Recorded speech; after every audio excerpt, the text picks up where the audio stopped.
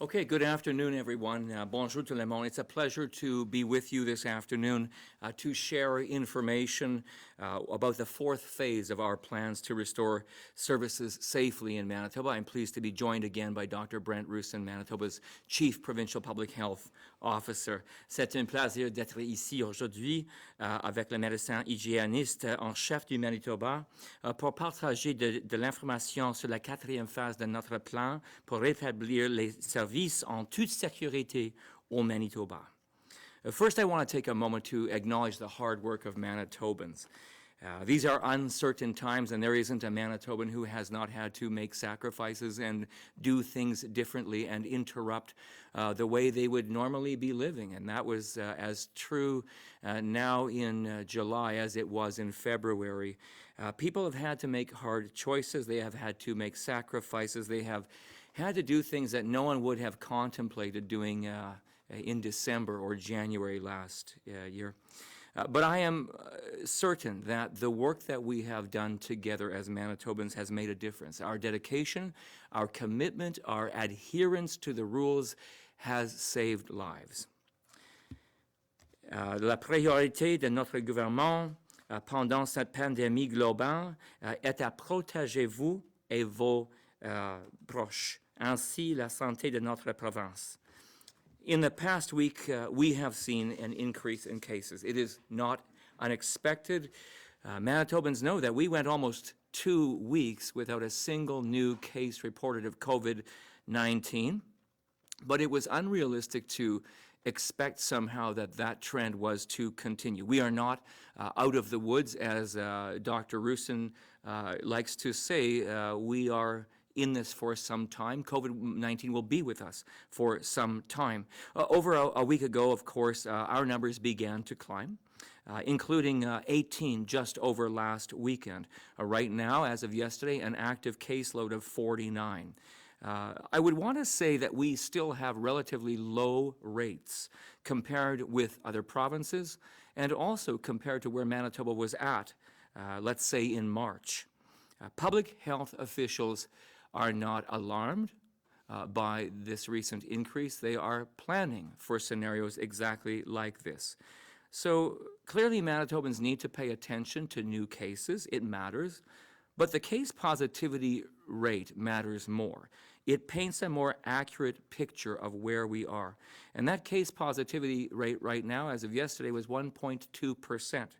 And you only have to compare that to other places in Canada or the U.S. or abroad to understand how favorable our position actually is.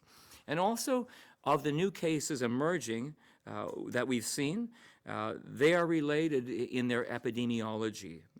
They are isolated clusters that public health knows about, has been able to trace, and is properly quarantining. It's also a good reminder, though, that we have to continue to follow public health advice. And that advice, Manitobans know well, good hand hygiene, social distancing, staying home when you're sick, not attending gatherings that are larger than prescribed. Public health officials advise that we will have to live with the virus for some time. So we say that we need a balanced approach, a way to ensure that we are protecting the public first while moving to lift restrictions in an advised way. Earlier this week, the Premier announced the draft plan for Phase 4 of our roadmap to reopen services safely. And as with our other phases, we proposed changes, and then we sought the feedback of Manitobans through an online survey and through our telephone town halls.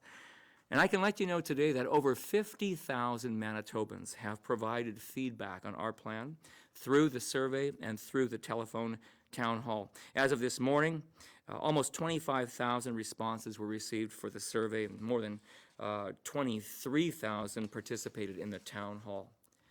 So based on the feedback and based on the advice of public health experts, we have adjusted our plan to make sure that we are proceeding as we always have, with the safety of Manitobans at the top of mind.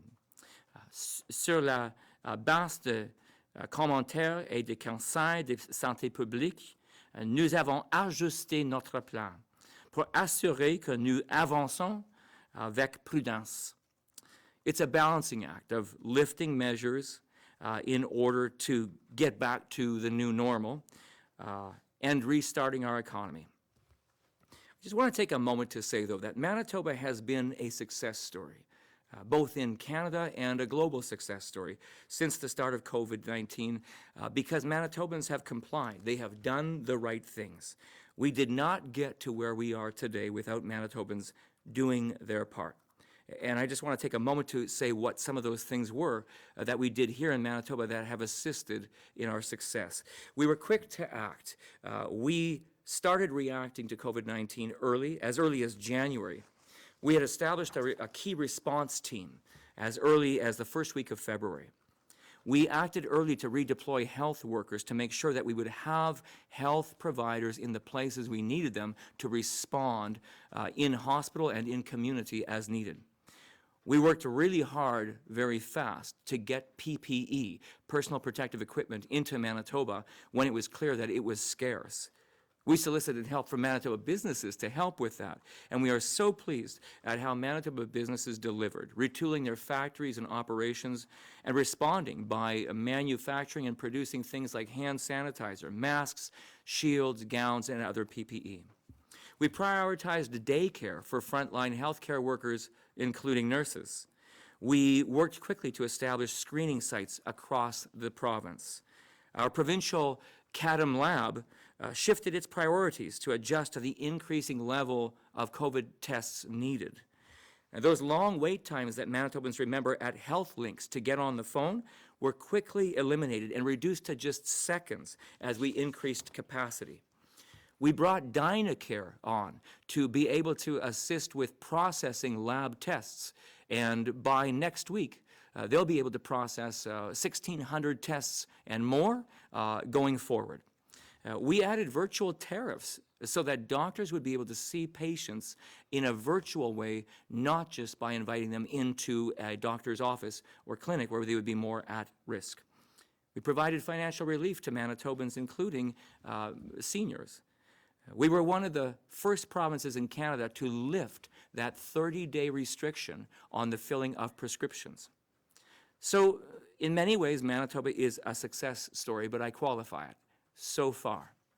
And in order to have continued success, we have to continue to do the right things. And that is why we believe that the path forward is as the Premier has described it. Continuing to listen to the advice of public health experts, continuing to listen to Manitobans, continuing to take a balanced approach. By following the health guidelines and the steps we can all take to reduce our risk of COVID-19, we are all helping to support the safe restoration of services in the province. So, today, I'm pleased to share with you our final phase 4 of the Restoring Safe Services Roadmap as part of our Restart Manitoba program. Aujourd'hui, j'ai le plaisir d'annoncer que nous passons à la 4e phase de la restauration des services ce samedi, le 25 juillet. The draft plan proposed a number of changes, as you know, that were to be implemented on July the 25th. And as a result of what we've heard, we have acted on some things in the way we described them. We have amended some things, done them differently than they've proposed in a limited way, and some things we've simply deferred as a result of the shifting landscape that we see. A few things. The proposed changes to visits in personal care homes and long-term care settings will proceed as outlined in the draft document. The designation of 2 principal caregivers per resident who would be able to be unrestricted in their visitation privileges, provided they're not sick and provided they wear PPE and stay in the room of the resident. Other items that we are moving forward include things like expanding current restrictions on churches and faith-based gatherings, temples, mosques, synagogues. They will remain at 30% of occupancy, but we will remove the need for subgroups or cohorts. In this stage, we will be proceeding with allowing stage performances and movie theaters to a maximum of 30%, up to a maximum of 500 people. Casinos will open, maximum of 30% of the capacity. Retail business and indoor recreation sites will be expanded where they can use non-permeable barriers and distances of 2 meters are maintained. Some items will be deferred to a later date, including the proposed increases to gathering sizes, both indoors and out. Travel requirements for those traveling from the east, the need to quarantine, that will remain in place at this time. And counter service in bars will not be expanded at this time. I invite all Manitobans to read the Phase 4 plan for themselves at manitoba.ca/COVID-19. And I would finally state that public health officials will be reviewing possible adjustments to these things on a week-by-week basis. We will be making additional changes based on the health situation at the time. As Dr. Roussin would say, it is not a return to normal. We are in this for some time. Manitobans know, we've said it before, there is no roadmap, there is no blueprint, there is no answer key when it comes to lifting restrictions and restoring an economy in a global pandemic. But we are working hard to get it right. We're listening, we're acting on advice, and we're advancing in our phased approach. Our balanced approach is working, and now it is up to all of us in Phase 4 to keep working, to keep seeing this story of success continue. At this point in time, I will pass things over to Dr. Brent Roussin, Manitoba's Chief Provincial Public Health Officer. Thank you, Minister. Good afternoon. Public health officials are advising that current 5-day test positivity rate is 0.92%, and we have one new case of COVID-19 to announce as of 9:30 this morning. Today's case is a male in his 40s from Interlake Eastern Health Region. This investigation is ongoing, and if any additional information is needed, we'll provide that as required. One individual is currently in intensive care. 49 active cases presently, with 319 individuals who've listed as recovered. The total number of deaths due to COVID remains at 7. An additional 1,252 lab tests were performed on Wednesday, bringing our total to 79,546. Testing sites across the province are seeing high volumes, and wait times can be as long as 3 hours. And so this is being addressed. We have been opening additional temporary sites and extending hours operation. As you notice, we went for quite a stretch of relatively low demand for testing, and that testing more than doubled overnight. So it takes a bit of time to ramp these up, so I ask for your patience. Manitobans are reminded to have an original copy of their Manitoba Health Card with them. If you're a new Canadian seeking a COVID-19 test and have not yet obtained your Manitoba Health Card, please contact Manitoba Health Seniors and Active Living Office, and your Manitoba Health Card numbers can be provided to you by phone or email. You'll notice that in our bulletin, we've updated some of the reports of our daily test positivity rates. This was just after further analysis. A few lab results were not included in the denominator, so our test positivity results were higher than they actually were. So you can see the bulletin that they've been amended slightly.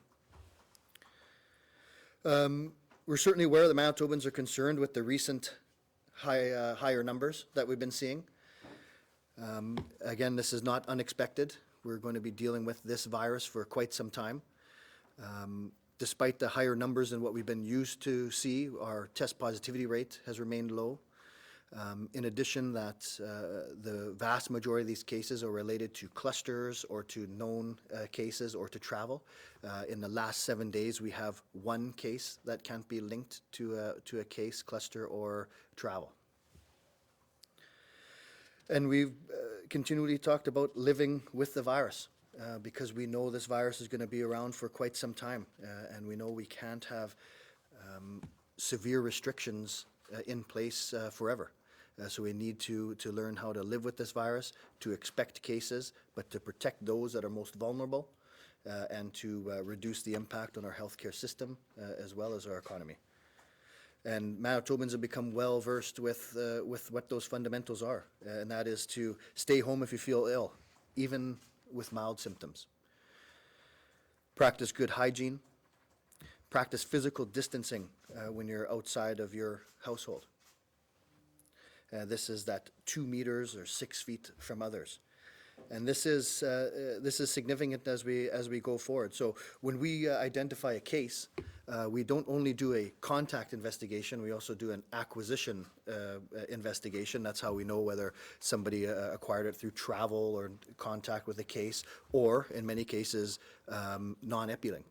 And if we look at some of our non-epi-linked cases in the last little while, we don't know where they acquired it from by definition, but we see things like graduation celebrations, church services, funerals involved in those. So we don't know that they acquired it from there, but these are the type of venues that these non-epi-linked cases had attended, not while they were infectious, but where they may have had acquired the virus. So remember that when we're out, that physical distancing is vital, especially in large group sizes indoors. And so if you're not able to physically distance from others, then you could wear a mask, or you could choose not to attend that event. And again, we can't express enough the importance of staying home when you're ill, and how important that's going to be as we move into respiratory virus season. And we know that this is going to be a significant issue. As every respiratory virus season, we see significant amounts of at least mild illness. And those people are not going to be able to come to school or work. So families, businesses, employers need to now start planning for increased absenteeism rates this fall. And so we know this is a major change in mindset and the behavior, but this is the way that we're going to allow ourselves to continue to get back to the things we need, back to the things we love doing. Because there's much more to health than just COVID-19. So we need to be successful, and these are the fundamentals that will bring us that success. So those that are at higher risk of contracting COVID-19, we talk about those over age 65, those with underlying medical condition, immune compromise, need to take extra caution. Need to be very cautious about attending large group settings indoors. And again, let's have a reminder to Manitobans to be kind. We know this is stressful times, and these have been stressful times for quite some time. But we are all in this together, and things like stigma are not going to get us out of this. Things like stigma drive people away from testing, drive people away from cooperating with public health and advising us at the places they may have been, so we can cooperate, so we can announce to Manitobans. So let's stick together as we have so far, and we'll continue to reopen things cautiously, and continue our success here in Manitoba. But we have to do it together. Visit our website, manitoba.ca/COVID-19 for up-to-date information. And lastly, province is in for some hot weather today and the next few days, so ensure Manitobans are reminded to be careful. Allow for extra hydration, cooling centers, check in on vulnerable people, and ensure we're keeping track of all of our health issues.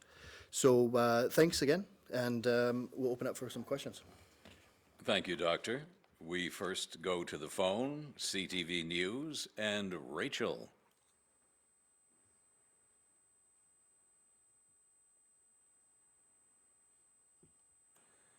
Rachel from CTV. Okay, from City News, Jonas. Good afternoon, folks. Minister Friesen, we heard from over 50,000 Manitobans, it says on the plan, on your release. Was the self-isolation the biggest concern you heard from folks? Yeah, like you said, a good number of Manitobans avail themselves of the opportunity to have their say in respect to the proposed changes. And, you know, obviously you're never expecting there to be a complete consensus on anything. I mean, you can't get 5 Manitobans to agree on which coffee they like at Tim Hortons, but still, that said, you can see general trend lines. You can see general themes emerge. I can tell you this, that from all of what we collected and gleaned from Manitobans, both on the website, their questionnaires, and on the telephone town hall, the number one area in which they expressed concern was the reopening, the lifting of restrictions for travel from outside Manitoba. How did that, I guess you wanted this, the Premier said he wanted this, he said we got to get the economy going. Did it surprise you, this backlash to that proposal? Well, I think that what really surprised a lot of people was the sudden reemergence of cases in Manitoba.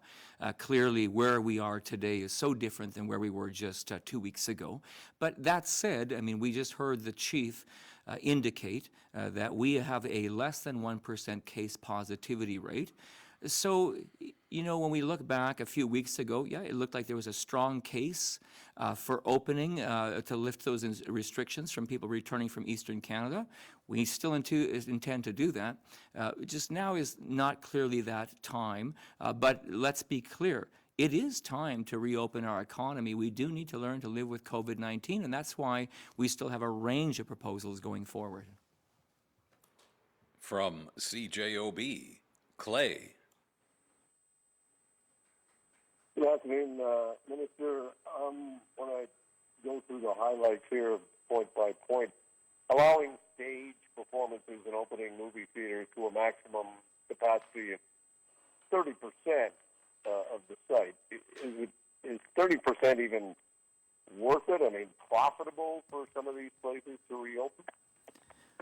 Well, I can tell you this. I mean, the proposal was to go further than 30% at this time. As we said, we are adopting some measures that were proposed in full. We're pausing on others, and we're adjusting others. We're ratcheting them down a bit. So at 30%, I mean, operators have to decide their own profit point and their own viability. But we believe that 30% does allow people to begin to consider for themselves whether now is the time to open the doors. But clearly in this document, is the theme that we plan to keep moving ahead. And we said today that public health will continue to, on a weekly basis, look at these things, look at the evidence, look at our case positivity rate, and make further determinations about opening as a result. Okay, thank you. That's all for now. From CBC Radio Canada, Ezra.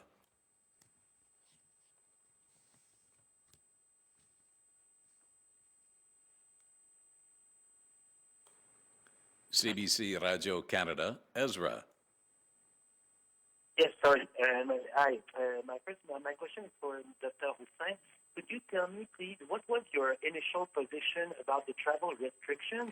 And Mr. Friesen, what actually motivated you to keep those restrictions? Was it Mr. Roussin or was it the population abroad? So with the travel restrictions, remember that these plans are developed over weeks, so they're not written overnight.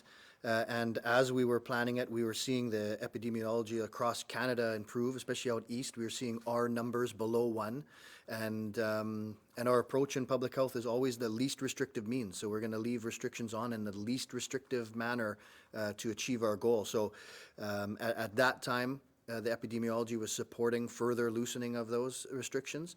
And then we see over time, sort of corresponding to our increases, we again seen some increase in the incidence rate in many of the provinces in Canada.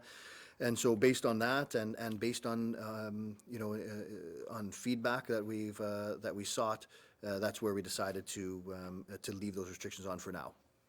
Et je voudrais aussi dire que la priorité pour notre gouvernement, c'était clair, c'était placer, c'était insister sur la santé de les Manitobans. So clearly in the center of our thinking is the focus on keeping Manitobans safe. You asked, did we respond in this way because of the advice of the Chief Provincial Public Health Officer or on the basis of what we heard? And my answer is yes.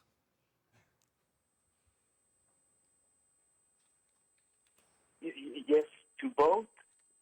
Yes, that's right. C'est clair. From CBC Manitoba, Riley. Yeah, so my question is for Dr. Roussin today. First of all, I guess, what was behind the decision to name the Hutterites as a group that this cluster had formed in? Sorry, I didn't catch it. So previously, you guys had named that, a number of these cases have been on Hutterite colonies in Manitoba in the last week or so. What was behind the decision to name the Hutterites specifically as the sort of the center of this cluster? Right. Yeah. So our initial approach was going to be, and it's the approach we're taking now, is just to list it as a cluster. Of course, at any time that an announcement is required to protect the health of Manitobans, and we will definitely do that and disclose whatever we feel would be required to keep Manitobans safe. But at that time, when we saw those number of cases, it was already throughout the media that it was on Hutterite colonies. So that's how we responded there. But I think moving forward, for the most part, we're going to refer to clusters as clusters in the most generic way that we can. And like I said, you've seen plenty of examples of where we announce specifics when we think the health of Manitobans would benefit. And I guess my follow-up is sort of on that same sort of train of thought. Like, was there a public health reason for naming Hutterite colonies? Not necessarily to name Hutterite colonies. Like I said, we didn't name which colonies, and we just we saw that it was already disseminated throughout the media at that time. So it wasn't really public health that was at the forefront of describing that. What's important for Manitobans to know is that the majority of these cases we're seeing are isolated clusters, or they're related to travel, or they're related to known cases. From TSN, Dave. Dr. Roussin, couple questions. One, earlier this week, you stated that you didn't believe it was going to be required for players to test before they arrive in Winnipeg to enter the CFL bubble. The league, I believe, has been saying, at least in background, that will be required. Could you clear up any confusion over that question? That's right. Yeah. So those players will in fact be tested before they leave their jurisdiction to come here. Then again, tested on their first day here, tested on their 6th day here, and on their 13th day here. And so the isolation requirements will be 14 days in their home jurisdiction, tested, come to Winnipeg, and then a further period of 7 days of self-isolation before they can enter team activities. I'll also add on that one. If players are required to isolate 14 days in their home city before they come, like, how would something like that ever be enforceable if a guy's in Florida or Texas? Yeah, well, remember that we have 49 active cases right now that need to self-isolate, and we don't have people standing outside their doors watching. So there's this is part of the public health response. There's a lot riding on it for these players and for these teams to ensure this bubble is COVID-free. So there's a lot riding on that. So it's that's where we're relying on. And I would add this as well on that question. There's been a lot of interest in this question since the news earlier this week. There was good interest on this subject even yesterday on the telephone town hall. A couple of things to keep in mind. The plan that the CFL has proposed is a robust plan. But I think Manitobans need to understand, no fans in the stands. That's number one. This is not something that's going to get fans coming to the stadium. Number two, the hotels at which the players and all of the coaches and staff will be staying are closed to everyone else. So they are only there for the players. That total isolation period is as long as 21 days, as we said. 14 days before you travel here, and then 7 days when you get here, provided that's all approved by the feds. And then it's only players and staff and coaches traveling to Winnipeg. No out-of-town fans are coming from other jurisdictions. And finally, any violations of those rules, any violation of the bubble principle put in place by the CFL, and that player goes home. So this is a plan that has support of public health. It is a plan that is significant and a plan that we believe meets the test. We go back to Rachel at CTV. Hi, sorry, I had difficulties on this end, so if I missed this, I'm just going to ask it. Some of the Hutterite colonies say that they're facing discrimination since the COVID cases were announced, and one member of a community says he will be filing a human rights complaint against unless the government stops linking cases to the colonies. Is the province considering no longer identifying cases on Hutterite colonies? Yeah, we did address that we're focusing on clusters. That's what's important for Manitobans. The after the first cases that were reported to us, it had already been throughout the media that it was affecting colonies, and so this is our reminder at all times. We've seen a shifting stigma. You know, at first we saw a lot of stigma against Asian Canadians. And we might see stigma against other groups, and now we see stigma against the Hutterites for this. And it's just, it's not useful, it's not appropriate, and it actually hinders public health's ability to control this virus. So our advice is always be kind to each other, don't stigmatize people, don't assume things about people, and let public health address this. Okay, thank you. And now we go to the floor for questions. I'm just going to pick up on that question, Dr. Roussin. Do you think the public should know which colonies are affected before they make visit for business or for work? Yeah, so they would know if we felt that there was a risk to the health of Manitobans, and they would know as soon as we thought that. So a lot of places where clusters are happening have put things into place, have been very proactive to limit the impacts of that. But at any time, if we felt that Manitobans were at risk, we would let them know, and we would divulge as much specifics as required. Is the new case part of a cluster or part of a Hutterite colony? Yeah, I don't have any. I don't have the full details on this yet. It's from Interlake Eastern Regional Health Authority. Dr. Roussin, does your public health advice, does that more closely mirror the initial phase 4 proposal or this new rejig proposal?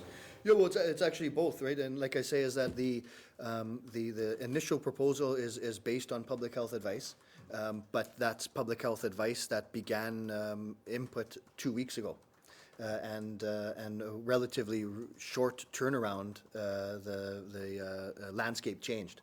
And so we felt we'll put it out for proposal, hear from Manitobans, knowing that we can always adjust our phases.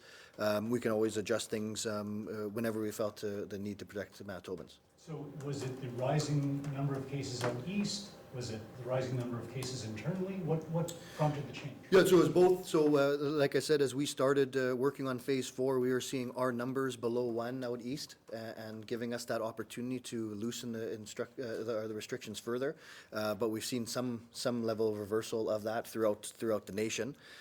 And then as far as the other parts of the phase, some of it is related to our increased cases. Although we know our test positivity rate is low, we know we only have this one non-epi-link case. But our success in Manitoba, right from the beginning, is that Manitobans have been on board with everything we've done. So right from public health advice at the beginning to the orders to each step of the phase, our success is because Manitobans are on board, and we clearly heard that they weren't going to be on board for this, so we wanted to ensure we're listening to Manitobans and only move when we can ensure we have their support. And Mr. Friesen, what ballpark percentage? What percentage of the feedback that the province got was opposed to opening up, ending the self-isolation requirement for Eastern Canada? It's difficult to respond to that statement metric by metric. Like I said, I think that the value of those exercises is that we get to hear some broad themes emerge from that feedback. As I said, it did become clear that if there was one theme in particular that was resonating, it was that there was not an appetite at this point in time to do away with the 14-day isolation requirement for Eastern Canada. But beyond that, we saw both support and concern for a variety of measures across the board on these issues. I think clearly, as Dr. Roussin just said, we set forward a plan that would go perhaps till here, and we ended up going just a little bit before that. But in the path ahead, it's going to be evidence-informed, and we will allow public health to continue to provide guidance on the implementation of some of these measures should the conditions support it. How important is public confidence? Public confidence in all of these things is clear. We could, if the government chose today to post the speed limit on the highways of Manitoba at 80 kilometers an hour, there's no breaking news here, they're not, we wouldn't get compliance.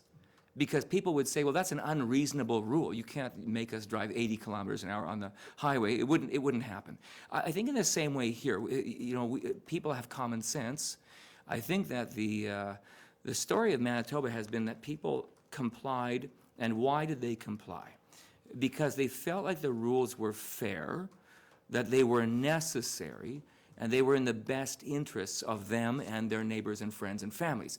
And they have to feel that way now. So I think I think what they will perceive, hopefully from today, is that we got this right. Some people will say we went too far, others might say we didn't go far enough, but I think they'll sense that we're open to listening, and public buy-in is crucial. I meant that in the way of how important is it to have public confidence in reopening?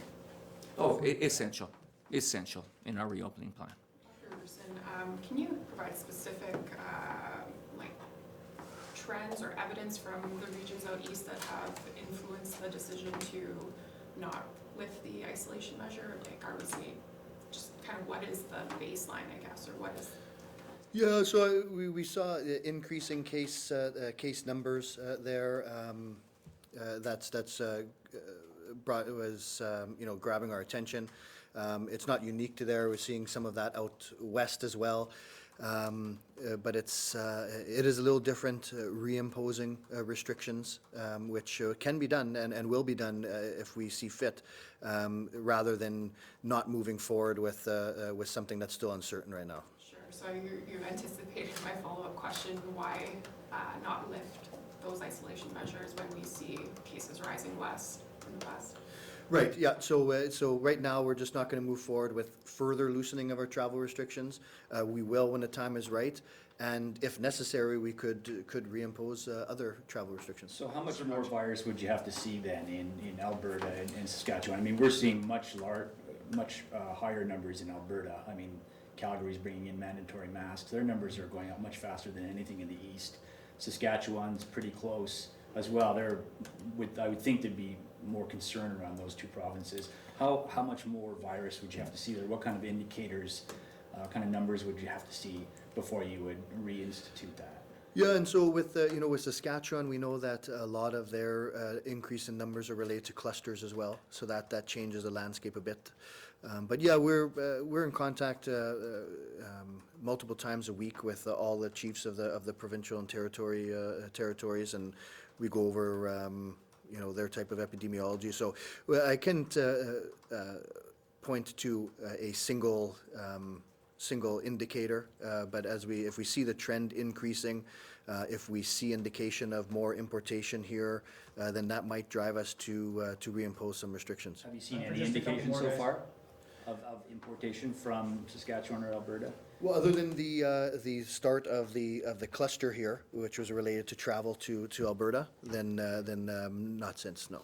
When you look at these isolated clusters, like out on the Hutterites colonies, does that change how you look at that and how it impacts our actual numbers when they're not necessarily involved in the day-to-day life of Winnipeg and some of these bigger centers throughout Manitoba, as opposed to like a church service or a hospital when you have a cluster come out of there? How much does that impact the decisions that you make on whether or not to loosen some of the restrictions in place? Right, so so we look at a number of indicators, and we talk about the test positivity rate, which is an important one.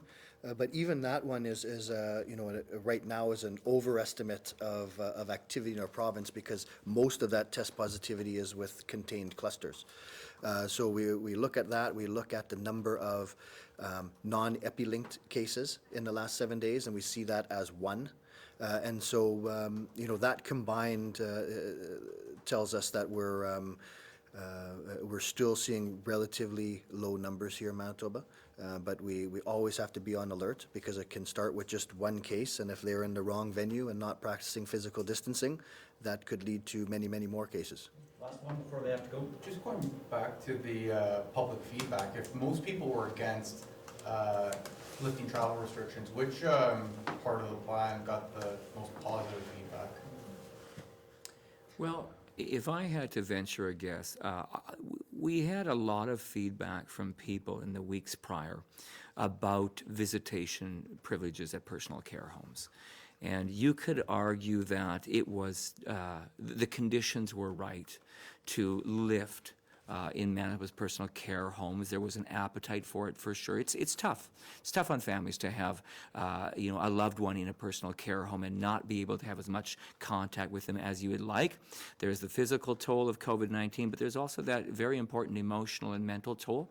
So I think there was a lot of support expressed for more fluid measures on that, which we've achieved in this. I think people were also, there was the feeling that we could additionally lift on the faith-based groups. That came through clearly, and some support, of course, as well from areas of economy and lifting those things. I think those were expressed well. Dr. Roussin, you said you were going to, at some point, release basically a list of metrics or benchmarks to show how much virus and hospitalization and other indicators we'd be prepared to accept before you started to reinstate some of the measures. When will that be coming out, and B, what would some of those metrics be other than the test positivity rate, the number of cases, and hospitalization? Would there be more than those three? Yes, yeah. Can you give me some examples? Yep, so in fact, in the upcoming weeks, we hope to have a very comprehensive move forward plan to inform Manitobans of where we are with the virus and what it might look like should we hit certain levels. And those indicators are the ones you touch on, test positivity rate, the number of tests being performed, number of non-epi-link cases. We look at the percentage of close contacts that we are able to identify within 24 hours of the case being named. We look at the presentations to ERs for respiratory illness. Hospitalization, ICU rates. We look at the percentage of our alternate accommodation centers that are free. And so there's a list even longer than that of things that will follow over time. Importation as well? No, that would be we don't follow it in that form there. That would be would not fall into the non-epi-link cases. When can we expect to see this? I would say in the upcoming weeks or so we've been working on. Like 2 weeks? Yeah, something like this, yeah. Gotta leave it there, guys. They have other work to do.